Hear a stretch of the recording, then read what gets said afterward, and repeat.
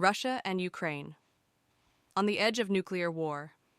In September 2025, a Ukrainian drone strike damaged Russia's Armavir radar station, one of 9 sites that feed Moscow's nuclear early warning system. With radar coverage in doubt, Russian nuclear forces quietly went on higher alert. According to one Kremlin insider, if another radar goes offline, President Putin could have as little as 4 minutes to decide whether Russia is under nuclear attack. This moment reveals how fragile the nuclear balance has become. Russia's updated doctrine, signed by Putin in late 2024, broadens the triggers for nuclear use. It states that attacks on critical military or command installations, even by non-nuclear states, may be treated as an attack on Russia's deterrent itself, especially if NATO support is involved. In other words, non-nuclear drone strikes can now push Moscow closer to a nuclear response. Russian strategy includes the escalate to de-escalate concept, known internally as the squall. The doctrine envisions using a small nuclear weapon, perhaps a low-yield blast over the Black Sea or a strike on a Ukrainian base, to shock NATO into backing down. Exercises like Zapad 2025 rehearse this scenario, simulating a 12-kiloton detonation and forcing NATO to consider whether drifting radiation over Poland would count as an Article 5 violation. Another layer of escalation comes from Belarus.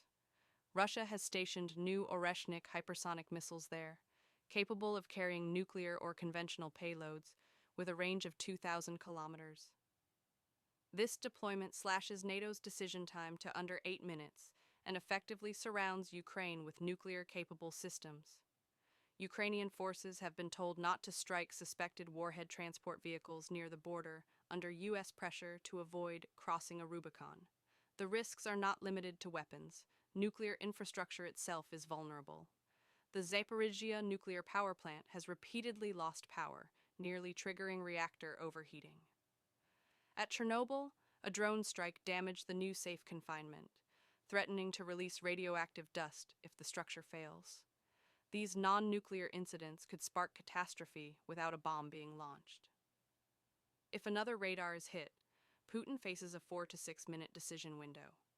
Options include a limited tactical strike, a broader salvo, or doing nothing, though Russian leaders have said inaction is unacceptable.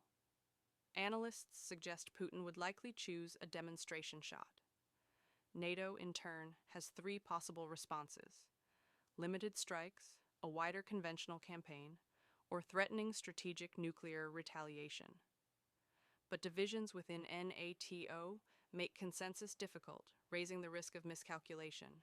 Complicating matters further, Russia is refurbishing R-36M2 Satan missiles that were meant for dismantlement under New START.